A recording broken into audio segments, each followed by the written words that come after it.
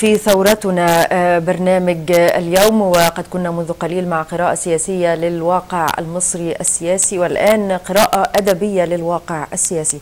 يسعدنا أن يكون معنا الكاتب الشاب إبراهيم القاضي. أهلا بك يا أستاذ إبراهيم. أهلا بحضرتك. رواية القرية هي أول رواية مطبوعة لحضرتك. أيوة. وهي صادرة 2012. ألف مبروك. أيوة. أول رواية. أول رواية. أيوة.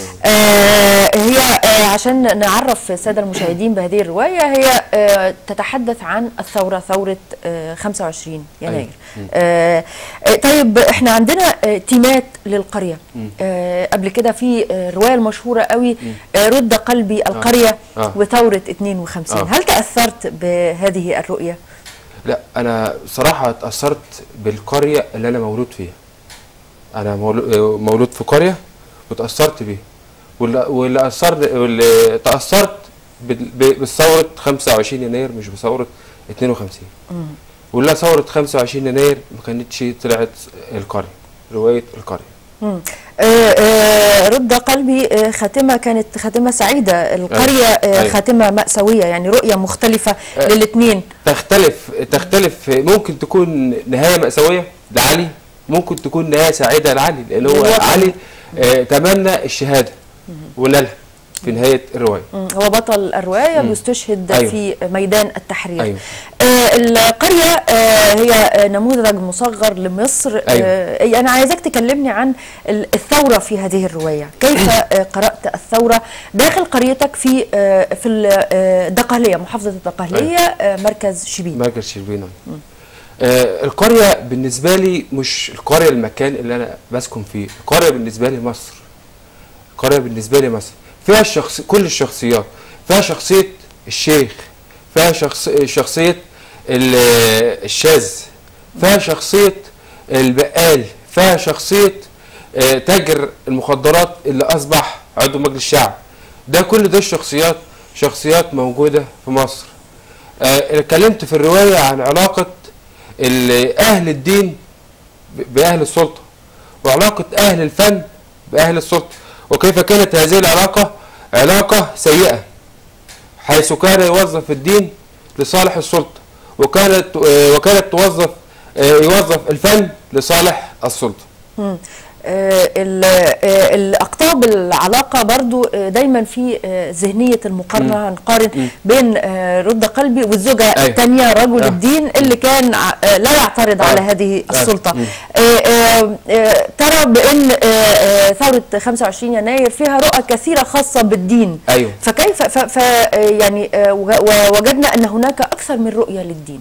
أيوة، ما هو احنا بنتكلم حضرتك على اللي حصل بعد ثورة 25 يناير. ظهر بعض التيارات المختلفة فكريا والمختلفة في كل شيء، حتى في الدين. عندنا السلفيين، عندنا الإخوان، عندنا الصوفيين، عندنا تيارات كتير. فحتى في الناحية الدينية مختلفين عن بعضهم.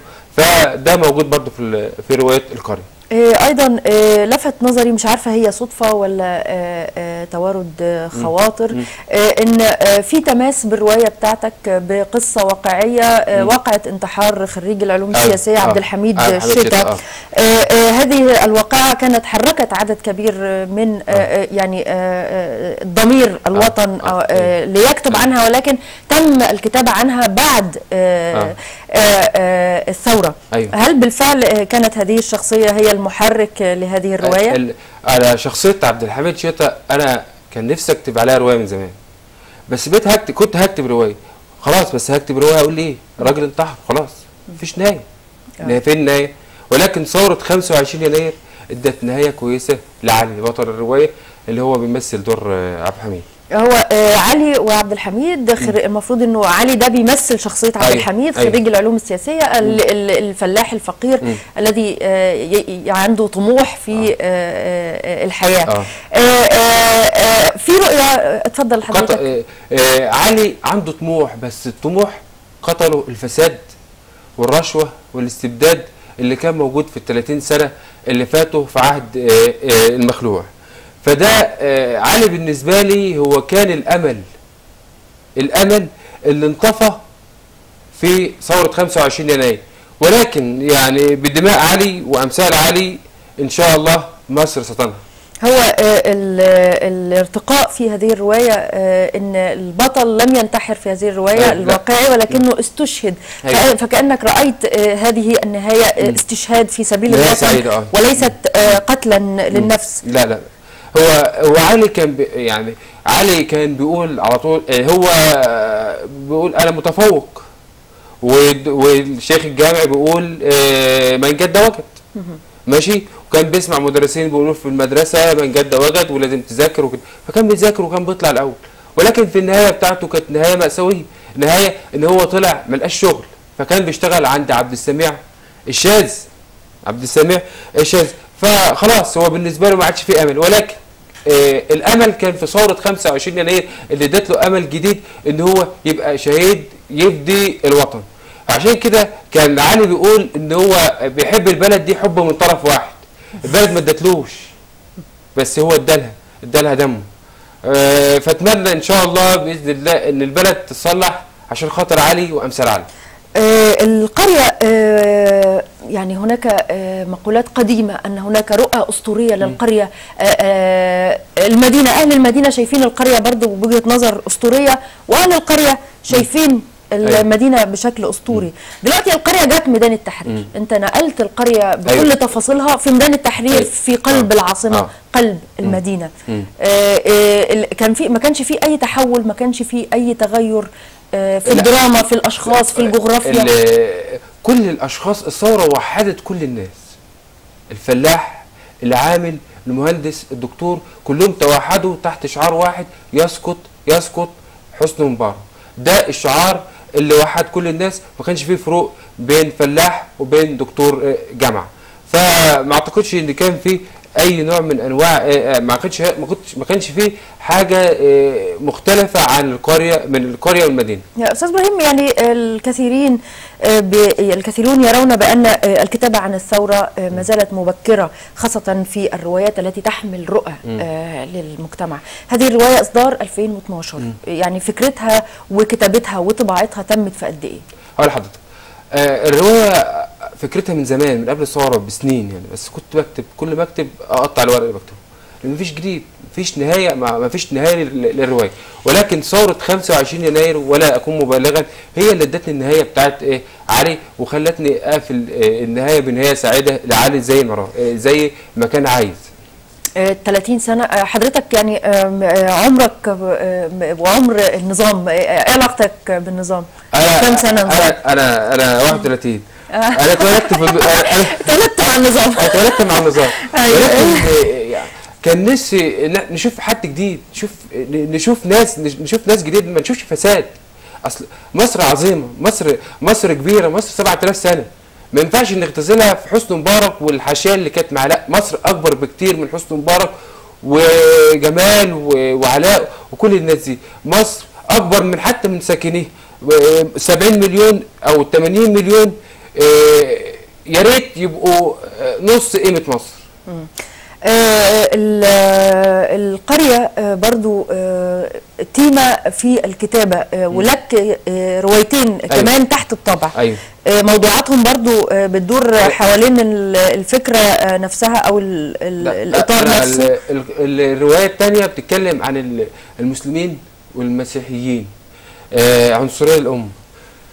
بالنسبة لي كنت على طول بشوف إن المسلمين بيعتقدوا إن المسيحيين واخدين حقهم في البلد، والمسيحيين معتقدين ان المسلمين واخدين حقهم في البلد، والحقيقه ان الاثنين مش واخدين حقهم في البلد، واللي واخد حقه في البلد هو الظلم والفساد والرشوه.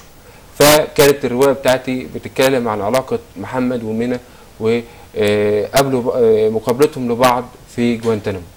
محمد ومين؟ مينا اللي هم شهداء في الثوره، شهداء. مينا محمد اصحاب الاثنين، افترقوا عن بعض. محمد راح طيار اسلامي، جماعات جهاديه افغانستان. مينا كره البلد وحس بالاضطهاد، راح امريكا، اشتغل مع البنتاجون، اشتغل مترجم، فقابل محمد هناك في جوانتانامو. الدنيا صغيرة قوي يعني. طيب ازاي اتنقلت هذه النقلة اللي انت طرفي العالم في جوانتانامو، في الحروب في اسيا، وداخل شربين؟ الكتابة نفسها، المادة الكتابية القراءة. القراءة يعني بطلع أكتر بالنسبة للمسلمين والمسيحيين، وعلاقاتهم ببعض كانت شاغلاني جدا، لأن بصراحة كانت زيادة قوي يقول لا ده شوفوا المسيحيين واخدين حقهم عشان أمريكا وعشان إسرائيل وبرضه نفس الحكاية، والمسلمين يقولوا شوف المسلمين عشان الأغلبية وعشان مش عارف إيه، والحقيقة إن الظلم كان عادل، ما بيفرقش بين مسلم ومسيحي. والرواية الثانية، هي الرواية دي اسمها ايه؟ الرواية دي اسمها جوانتانامو. الرواية الثانية الثالثة ان شاء الله يعني اللي عندي بتتكلم عن شخصية حبيب. دي بتتكلم عن الظلم الاجتماعي. حبيبة دي امرأة هي اسم بنت سرية، بنت برجوازية. البنت دي والدها ووالدتها توفوا. الزمن حولها من ساذجة إلى انزلقت للرذيلة. ومن هدف من الرواية إن نقول إن النفس البشرية مولودة بطبيعتها خيرة مش شريرة، ولكن المجتمع هو اللي بيدفع الشخصية إن هي تبقى شر وشرير. يعني في رابط ما بين الثلاث روايات، عالم واحد يمكن ان نصفه او نصله ببعض؟ لا، حبيبة مختلفة شوية، حبيبة في اختلاف شوية عن الروايتين التانيين. حبيبة بتتكلم عن بنت ومشاعرها الإنسانية اللي بتتحطم من الناس، من الذئاب. هي على طول بتقول أنا كالحمل الوديع اللي تركوه لذئاب. فهي حبيبة بتختلف عن علي، بتختلف عن الرواية الثانية اللي هي جوانتانامو. يعني في رواية في فاطمة في القرية. فاطمة في القرية. فاطمة في القرية بالنسبة لي مش فاطمة، بالنسبة لي مصر. وللأسف فاطمة اتجوزت عبد السميع اللي هو شاذ، واعتقد ان هي لسه متجوزة عبد السميع لحد النهارده، وللأسف ما بقاش عبد السميع واحد، بقى أكتر من عبد السميع. يا ريت نتخلص من عبد السميع ونتخلص من اللي بيحمي عبد السميع. برضو في اكتر من شخصية نسائية في الرواية بتاعتك. في موزة. موزة ده اسم اصلا مش موجود في مصر الاسم ده؟ انا يعني طبعا مش هقول فنانة كذا هتبقى على طول كده قضية. انا قلت اجيب اسم يكون برضو، لا في اسامي موزة في مصر، في ناس في حد اسمه موزة في مصر. انا بالنسبة لي موزة يعني بتمثل علاقة أهل الفن بالسلطة، وإزاي كانوا متحدين اتحاد كامل مع البطش والظلم. كان بالنسبة لهم البطش والظلم هو حماية ليهم من الناس. يعني مش فاهم يعني إزاي حتى كان في أيام الثورة كان أكتر مع احترام أهل الفن، معظم أهل الفن كانوا مع نظام مبارك. فده بالنسبة لي موزة بتجسد العلاقة السيئة بين السلطة وأهل الفن. وعلى فكرة موزة يعني بتتحكم في أهل السلطة. كان موزة في الرواية بتتحكم في أهل السلطة. جايب برضو السلطة لها أقطاب يعني داخل فيها الجديد في القرية اللي هو تاجر المخدرات. قبل كده ما كانش موجود قوي تاجر المخدرات في الروايات التي تتناول القرية. كيف غير تاجر المخدرات القرية أو علاقات السلطة في القرية؟ هقول لحضرتك كيف غير النظام مبارك القرية وخلى بقى فيها تاجر مخدرات. بقى فيها تاجر مخدرات. هو نظام مبارك اللي خلى بقى فيه تاجر مخدرات في القرية. ماشي، وخلى فيه فساد في القرية، وخلى فيه رشوة في القرية، وخلى فيه كلب مكيالين، مفيش عدل في القرية. ده كله ده بنظام مبارك. نظام مبارك الفاسد اللي خلى سعيد في الرواية اللي هو أمين الشرطة اللي والده باع جاموستين عشان يدخله بأمين شرطة، ده يتحكم في القرية. يتحكم في القرية، يعذب زي ما هو عايز، يبطش زي ما هو عايز، لأنه ده القرية بتاعته. ده كله ده نظام مبارك. فبالنسبة لي الحاج عراب اللي هو عضو مجلس الشعب ده موجود كتير، كان موجود منه كتير في النظام السابق، يعني في نواب سميحه، في نواب القروض، في نواب موجودين يعني كانوا كتير قوي يعني. لماذا اخترت اسم عرابي؟ يعني عرابي له دلاله خاصه في المجتمع، ويعني قد يلتبس على الناس. لا لا لا، ملوش اي علاقه، ملوش اي علاقه باي حد. يعني ممكن يبقى اللي هو تحول الشخصيه مثلا. شخصيه بس، مش يعني حاولت، ما حاولتش ان انا اكتب اسم حد يعني، او ان انا اميز اسم حد. يعني بيبقى في دلالات للاسماء، يعني اخترت اسم البطل سعيد وهو تعيس من الالف حتى. لا يعني ده سعيد، اسم سعيد بحس انه اسم انتهازي شويه. يعني ازاي؟ يعني اسم سعيد تلاقي كتير اسمه سعيد بس مش سعيد. يعني وانتهازي، يعني حزين، المقابل بتاعها حزين مش انتهازي. ولا وانتهازي، يعني هو بقى حزين وانتهازي، يعني هو الاسم بحس ان هو يخطف السعاده من الاخرين. وعلي برضو الشهاده وقال البيت داخل في سياق الموت الى حد ما. اسم علي اسم من العلو. يعني اخترت اسم علي باسم العلو، لان علي تعب كتير في الروايه وفي القصه، تعبه اللي ادى ان هو يبقى شهيد.